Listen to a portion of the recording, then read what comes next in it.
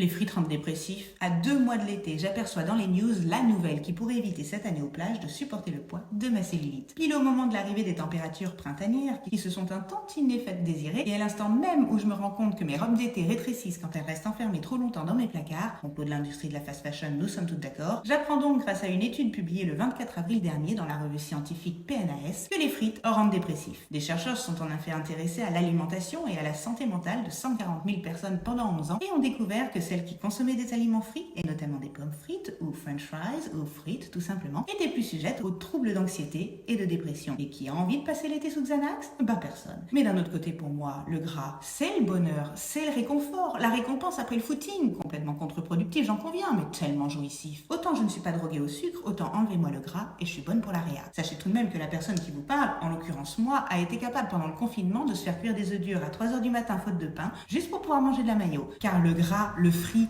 à l'inverse d'un accélérateur de chute, c'est plutôt mon remède quand je suis en dépression ou en pleine crise d'anxiété. C'est mon soutien, mon pilier, c'est mon grassure si vous voulez. Et en plus de me protéger même du froid, dernière preuve incontestable que le gras fait du bien, j'en ai systématiquement envie avant et pendant mes règles. Coïncidence? Je ne crois pas. Et c'est d'ailleurs pour cela que je me demande si le rapport de cause à effet est réellement prouvé, ou si, au contraire, au lieu de voir la dépression comme la résultante d'une surconsommation d'aliments frits, elle n'en serait pas plutôt la cause. On déprime, on mange du gras, on grossit, on déprime encore plus, on mange encore plus de gras, enfin bref, c'est sans fin. Et pour le coup, mieux vaut prendre un Xanax. Je poursuis ma lecture de l'article complètement démoralisé à l'idée de me mettre à la diète pour éviter l'anxiété, et en réalisant qu'en plus, vu la saison, je rentrerai dans la case du summer body goal imposé par une société patriarcale qui va donc à l'encontre de mes convictions, même si la multitude de complexes qui se sont installés en pension complète dans mon cerveau ne cesse de me rappeler que j'y suis totalement aliénée. Et du coup, j'ai envie de gras. Toutefois, je suis dans un premier temps rassurée de découvrir que d'autres ont déjà émis l'hypothèse de la possibilité que le rapport frites-dépression soit en réalité inversé, mais je préfère finalement me taire à ce sujet et plutôt faire poser des verres loupes sur mes lunettes de soleil en prévision de mon futur rinçage d'œil estival sur la plage, quand je découvre que d'une, ma tranche d'âge et mon genre ne semblent pas faire de moi un sujet concerné par cette théorie, mais que de deux, par contre, messieurs,